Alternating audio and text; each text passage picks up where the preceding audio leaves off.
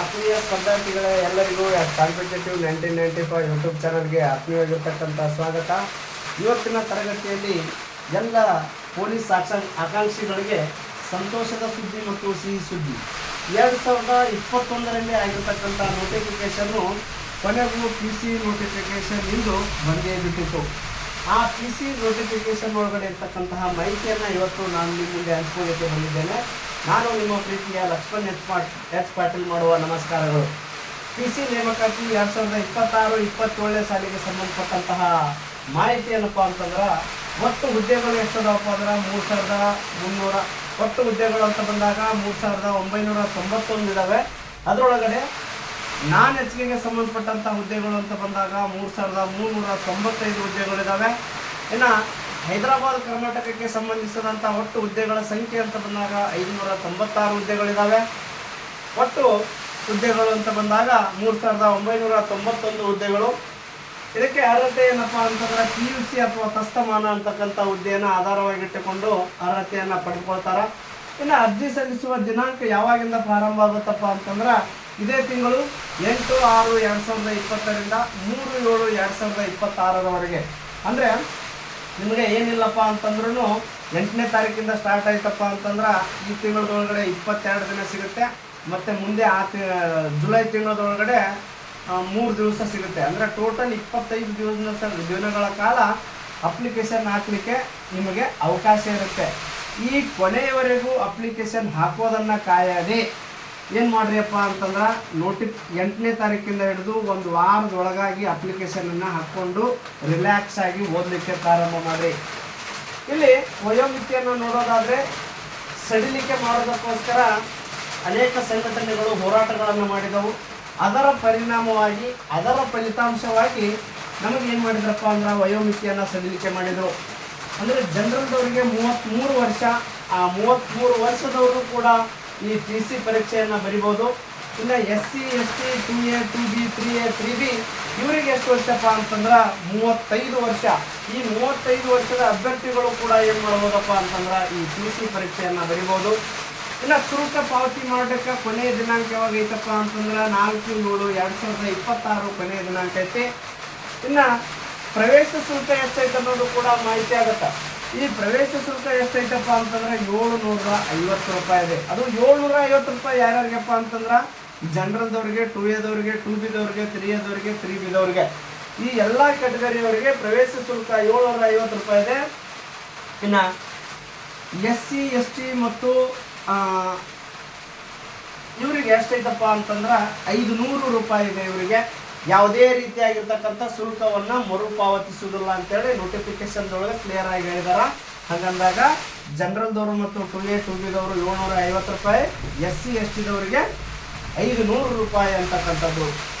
ಇದಕ್ಕೆ ಸಂಬಂಧಪಟ್ಟಂಥ ಪತ್ರಿಕೆ ಏನಿರ್ತೈತಪ್ಪ ಅಂತ ಬಂದಾಗ GK ಅಂತಕ್ಕಂಥ ಒಂದು ಪತ್ರಿಕೆ ಇರ್ತೈತಿ.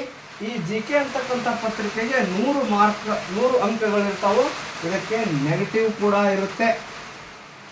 ಈ PC ಪ್ರಶ್ನೆ ಪತ್ರಿಕೆ ನೆಗೆಟಿವ್ ರೂಪದೊಳಗೆ ಇರ್ತೈತಿ. ಎಷ್ಟು ಗಂಟೆ ಇರ್ತೈತಪ್ಪ ಅಂತಂದ್ರೆ 1.5 ತಾಸು ಪತ್ರಿಕೆ ಬರಲಿಕ್ಕೆ ಅವಕಾಶ ಇರ್ತೈತಿ. ಈ GKದೊಳಗೆ ಏನೇನು ಬರ್ತೈತಪ್ಪ ಅಂತಂದ್ರೆ ಹಿಸ್ಟ್ರಿ ಬರ್ತೈತಿ, IC ಬರ್ತೈತಿ, ಜಿಯೋಗ್ರಫಿ ಬರ್ತೈತಿ, ಇನ್ನು ನೆಕ್ಸ್ಟ್ ಸೈನ್ಸ್ ಬರ್ತೈತಿ, ಸೈನ್ಸ್ ಬರುತ್ತೆ. ಆನಂತರ ಮೆಂಟಲ್ ಎಬಿಲಿಟಿ ಬರುತ್ತೆ, history, IC, geography, science, mental ability. ಇನ್ನು ನೆಕ್ಸ್ಟ್ ನೈತಿಕ ಶಿಕ್ಷಣದ ಅಂತೇಳಿ ಒಂದು ಟಾಪಿಕನ್ನು ಕೊಟ್ಟಿದ್ದಾನೆ. ನೈತಿಕ ಶಿಕ್ಷಣದ ಒಲವುಗಳು ಅಂತಕ್ಕಂಥ ಒಂದು ಟಾಪಿಕನ್ನು ಕೊಟ್ಟಿದ್ದಾನೆ. ಅದನ್ನು ಕೂಡ ಅಂದರೆ ಲಾಜಿಕಲ್ ಇರ್ತವೆ ನೋಡಿ. ಈಗ ಒಂದು ರೋಡು ಆ ರೀತಿಯಾಗಿರ್ತಕ್ಕಂಥ ಪ್ರಶ್ನೆಯನ್ನು ಕೊಟ್ಟಿರ್ತಾನೆ. ಇಷ್ಟು GK ಪೇಪರ್ಗೆ ಸಂಬಂಧಪಟ್ಟಂಥ ಮಾಹಿತಿ. ಇನ್ನೊಂದು ಮಾಹಿತಿಯನ್ನು ನೋಟಿಫಿಕೇಶನ್ದೊಳಗಡೆ ಕರೆಕ್ಟಾಗಿ ಮೆನ್ಷನ್ ಮಾಡಿದ್ದಾನೆ.